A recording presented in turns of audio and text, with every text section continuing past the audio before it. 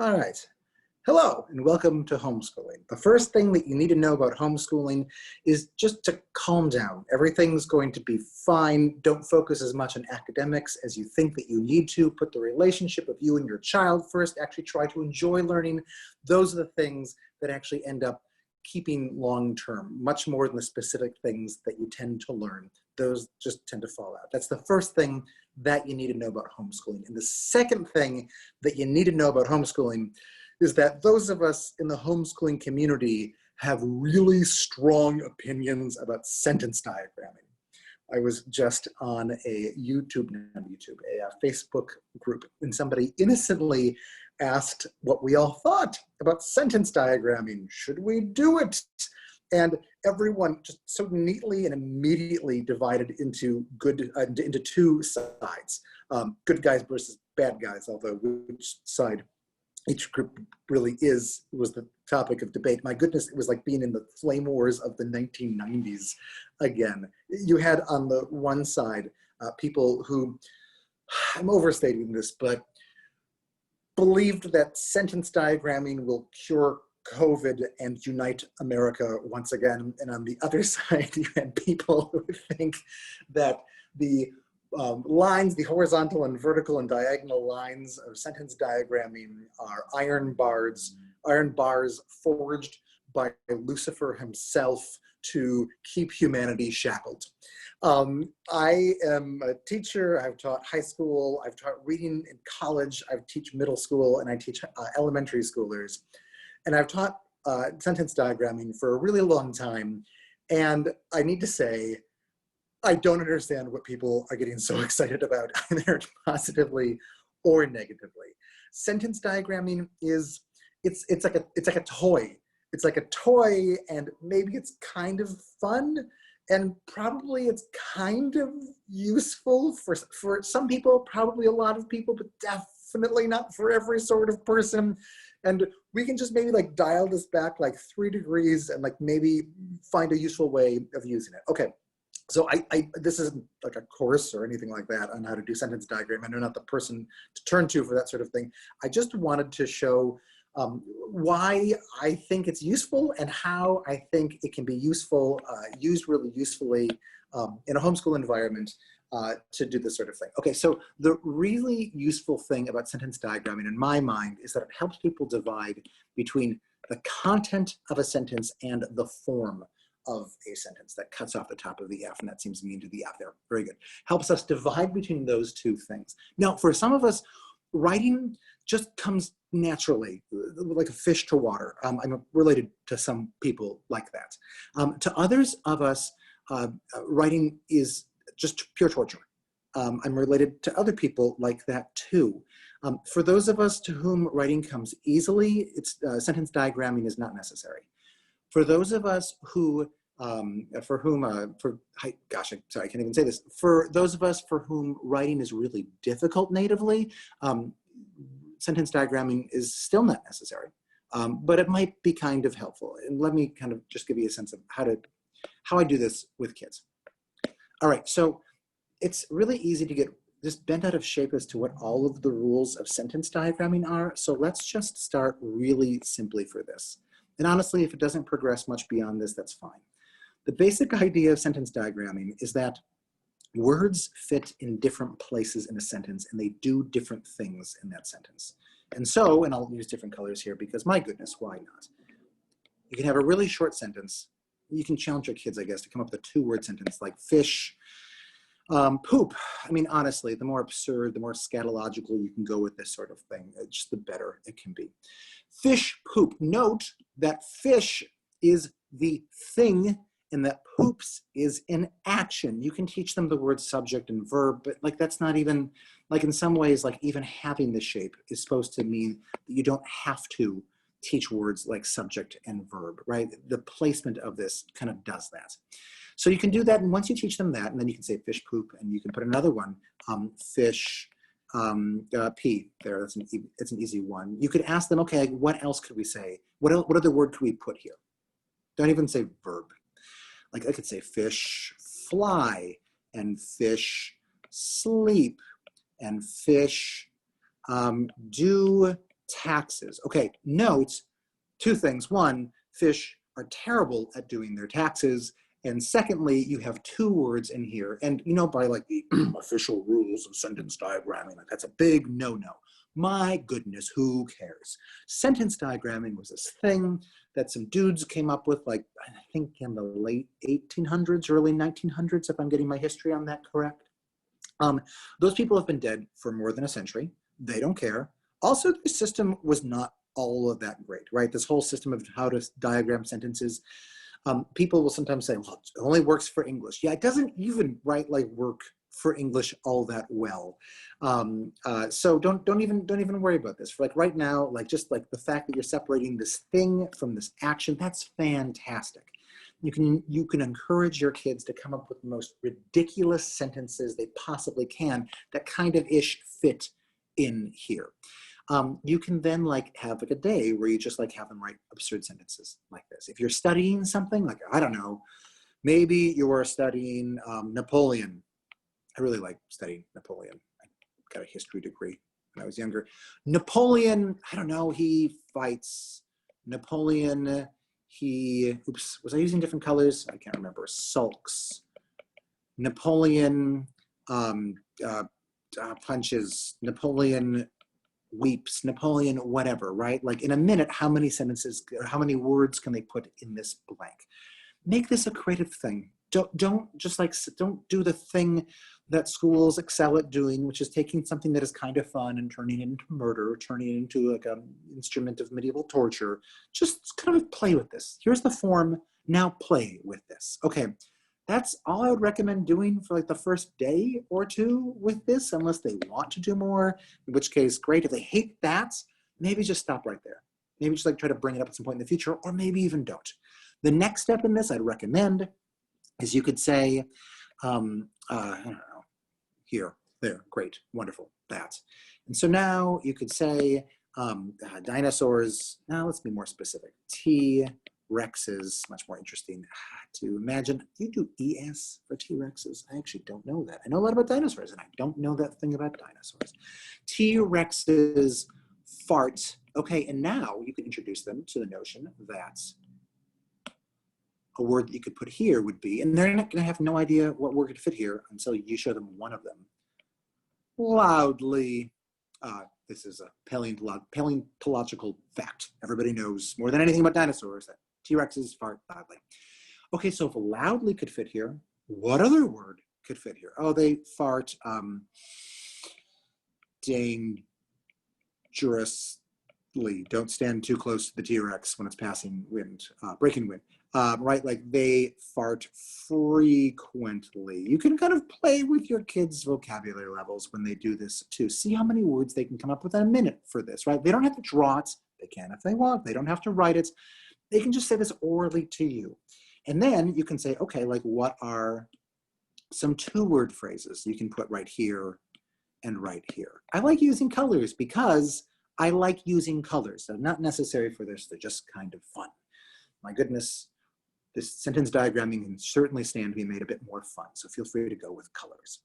And then you can ask them to change the noun up, the subject up for this. Doesn't even need to be a noun. There are other things that you can put there.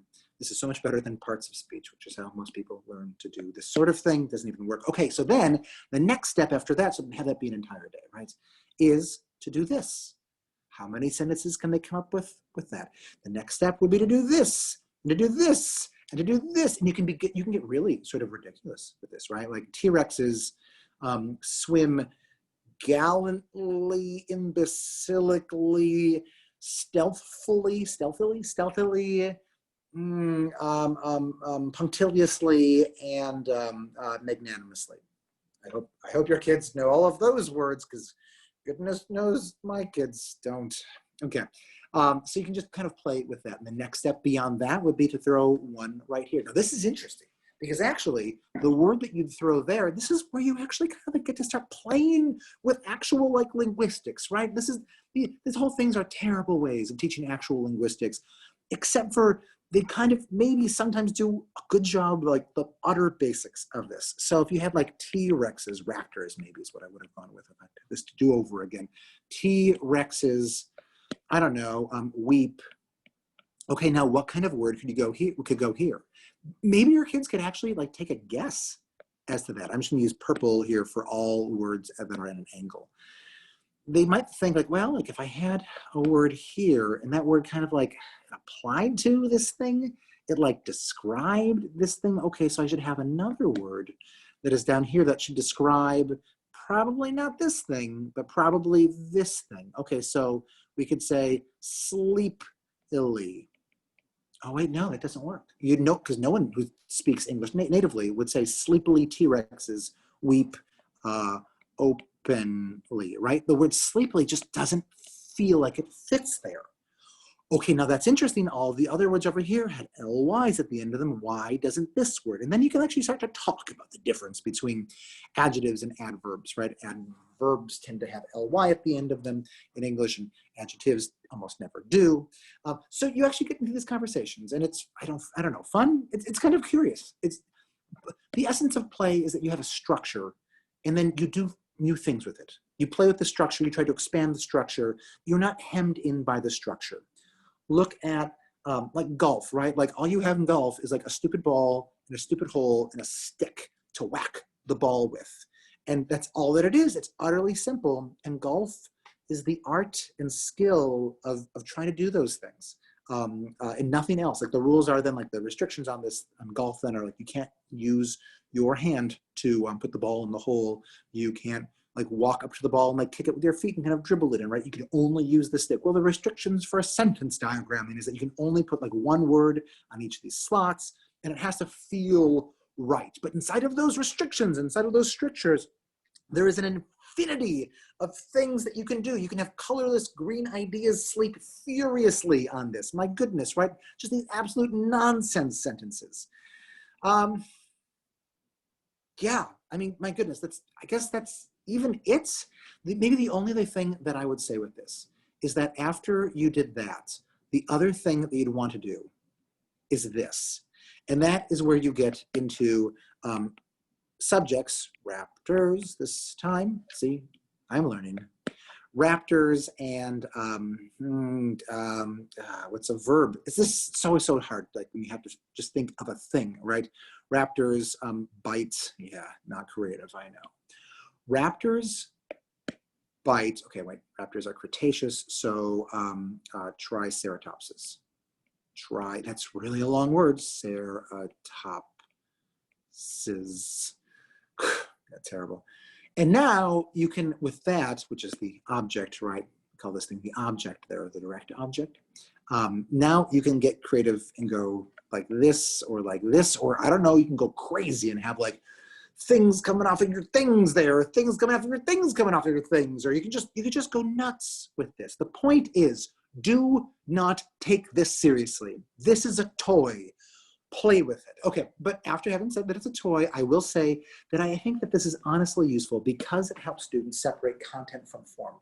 Like it helps them separate the thing that they are doing the talking about, which is to say content, from the way that they are saying it, which is to say the form. And this is super useful. It's not just useful for writing, which is what people usually talk about it with, but it's so useful for reading also. So I teach high schooler, I teach SAT prep, mostly for kids with ADHD.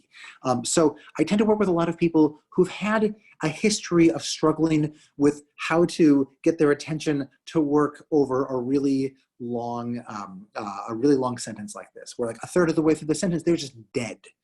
I'm just going to read this out loud. And working towards such an expansion of the conceptual envelope in which studies take place, one can, of course, move a great number of directions, and perhaps the most important initial problems to avoid setting out like Stephen Leacock's mounted policeman, all of them at once. Okay, so when I'm working with high schoolers, what I used to do is show them the algorithm for making sense of a really hard sentence. And the algorithm for making sense of a really hard sentence is to recognize where there are breaks in the sentence. So a semicolon is basically the same thing as a period. So you can put a hose right there. You can put a stop right there. I don't know why I said hose a second ago. And then to recognize what prepositional phrases are. And I'd say, okay, like these are the parts of speech. And this is what a preposition is. So let's go through and circle all the prepositions. In and of and great. And yeah, that's good. It's good enough for this. And you can take these prepositional phrases, and you can cross them off starting with the end. So I can get a cross off of directions, I can cross out in a great number, I can cross off in which our studies take place, I can cross off of the conceptual envelope, I can cross off in working towards such an expansion. And what I'm left is, oh, here I'll actually then show them that you can take these interruptions, like of course, you can treat these commas, like they're, what are these things called, parentheses, and you can cross those off.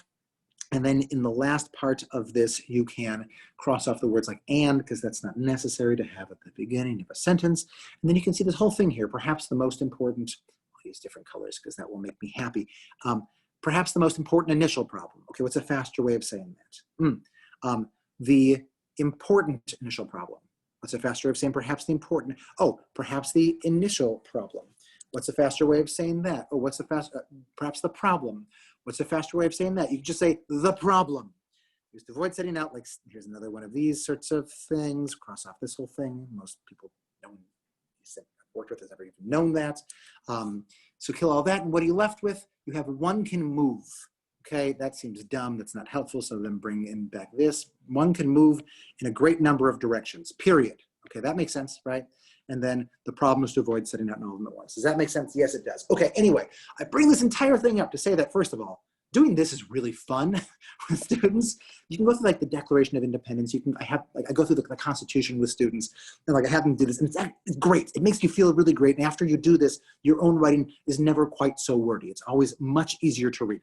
But it's so hard to do this until you have a sense. Oh, this sentence, by the way, comes from the great anthropologist and absolutely horrid writer, Clifford Geertz. Read him in a religious studies class in college, until you actually have a sense of how these things fit together. And the usual way that we teach this with, the whole parts of speech, horrible, horrible. Parts of speech, you memorize, this is a verb and this is a noun. That is really not very helpful for understanding structure. A little bit, so much more helpful to just get a picture, a danged picture of the thing. Maybe not for every kid, but for a lot of kids. But that all said, this is not worth torturing anybody about. And if you show this to your kid and they don't like it, throw it away. You don't need to get into flame wars online about this. Though the 90s were kind of fun for that. And maybe in 2020, being as terrible as it is, maybe we actually want to bring back something fun from the 90s for that. Okay, so maybe that's the other help of sentence diagramming, that it can bring America together through getting in online flame wars over it. All right, maybe this has been helpful.